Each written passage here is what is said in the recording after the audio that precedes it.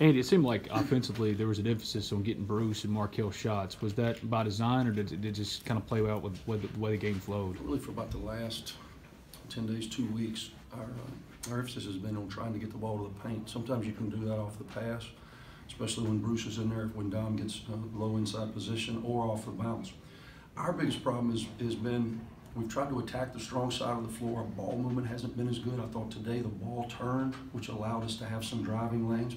And obviously when Bruce is in the game, we're trying to play through him, most especially when it's in a one-on-one situation. So we were trying to make sure he touched it. Anytime you hear me say touch, I'm telling our guards, let the big guy touch it. And we've got 4 or 5 actions to do that. And tonight, we were able to get the ball to Bruce, and he made huge plays for us.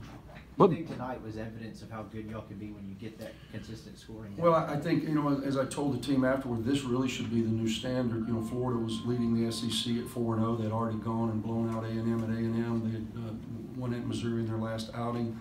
They've been playing very good basketball. And I look at these numbers, and we're +9 on the glass. We don't turn it over. Our inability to make a shot was troubling, as it has been for about a month, especially in league play.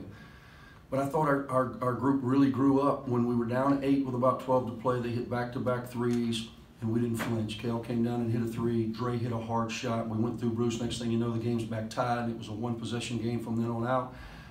And to see us shoot 60% in the second half against a team as good defensively as Florida certainly is promising. You've also talked earlier in the season about guys not making the SEC plays, winning plays. I think Bree had that charge after the turnover. They're on their end with about a minute left. TD tips the ball alive before Brian gets fouled. I mean, you guys seem like you're making those. Those are winning plays, and when Bruce got on the floor for loose balls, we win the loose ball 50-50 battle, 10-6. We were pretty efficient we shot 10 more balls than them in the paint, to your point of just trying to get the ball close to the basket. Don't settle.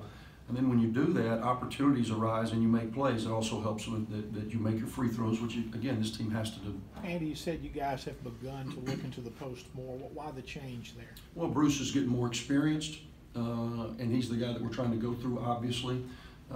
Many times when they played Kolochov, number 4, at the 4, it makes us go awfully small, but then they're small, which puts Bruce in a one-on-one against the other team's 5 at the basket. They had foul trouble.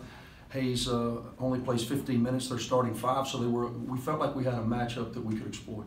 Only 1 field goal I think they had over the last 7 minutes. I mean, defensively from TD's chase down block, just seems like that building on maybe some defensive improvement momentum that y'all been really getting. Defensively in SEC play has really not been our issue, save for the second half against Auburn, because we were so inefficient offensively. We allowed them to kind of avalanche us offensively. But I think we're in the top 3 or 4 in defensive efficiency in the league. We've certainly shored up some of the areas that were causing us issues. We've still got a long way to go, but we're much better than we were a month ago. Offensively tonight was very, very promising. Shared the ball, 17 assists off 25 made field goals, shoot 60% in the second half, make your free throws, get to the offensive glass, keep balls alive. That's our formula for success.